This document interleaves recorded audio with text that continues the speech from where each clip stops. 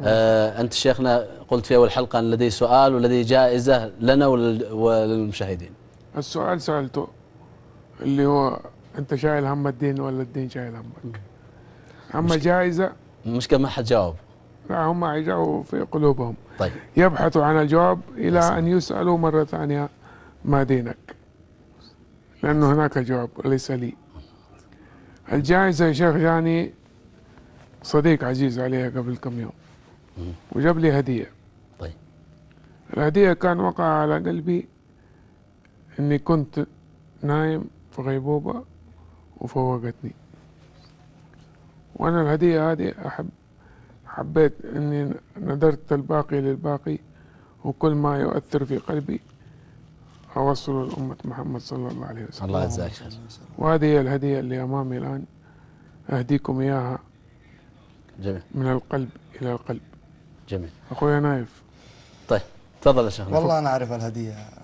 تفضل يا شيخ. أبغى الجمهور يسامحني، لكن إن شاء الله طيب تفضل شيخ نايف. إن شاء الله أنها هو الله يهديه دائما يورطني ويدبسني. طيب. لكن نسأل الله سبحانه وتعالى أن ينفعنا. لا إن شاء الله هدية. هدية بإذن الله، ما راح يعني تستفيد منها الأبدان، راح تستفيد منها القلوب. هذا الذي نريد. وتكون بإذن الله سبحانه وتعالى سبب لصحيتنا. أول ناس إحنا اللي في الاستوديو من غيبوبة، كلنا نعيش في غيبوبة، نسأل الله يفوقنا. هدية فرش التراب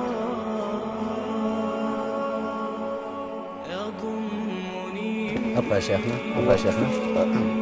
شوف الكرتون ما راح يأثر زي لما نطلع من الكرتون. خذ راحتك. نسأل الله سبحانه وتعالى، نسأل الله سبحانه وتعالى في هذه الساعة هذا لباس كل واحد فينا أن يحسن لنا الختام. يجد أم لا يجد؟ هذا لباس السفر إلى الدار الآخرة للقاء ملك الملك. هذه عدة الغسيل التي تحتاج في غسيل الميت. نسأل الله سبحانه وتعالى في هذه الساعة أن يحسن لنا ولإخواننا الختام، وأن يرحم موتانا وموتى المسلمين.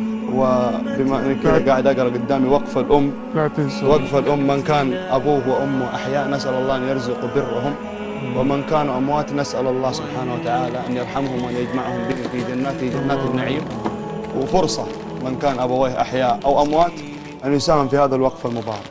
أخي ستموت، إي والله سأموت وستموت وسيموتون، إنك ميت وإنهم ميتون.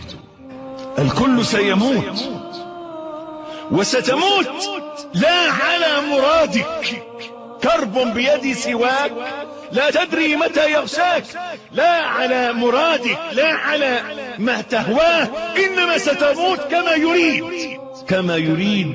كيف أنت لا تدري؟ فهذا الكرب كرب فجأة الموت، أخطره لحظة هجوم الموت. ماذا ستقول وماذا ستعتقد وكيف ستتصرف؟ أين تذهب؟ أينما ذهبت نهايتك قبر، حفرة 3 أذرع وشبر في ذراع وشبر. إخوتاه، لا تطمئنوا للدنيا، لا تغرنكم الحياة الدنيا، ولتتعلق قلوبكم بالآخرة، فهذه الدنيا تتخلى عنك أحوج ما تكون إليه. كل نفس ذائقة الموت، وإنما توفون أجوركم يوم القيامة، فمن زحزح عن النار وأدخل الجنة فقد فاز، وما الحياة الدنيا إلا متاع الغرور.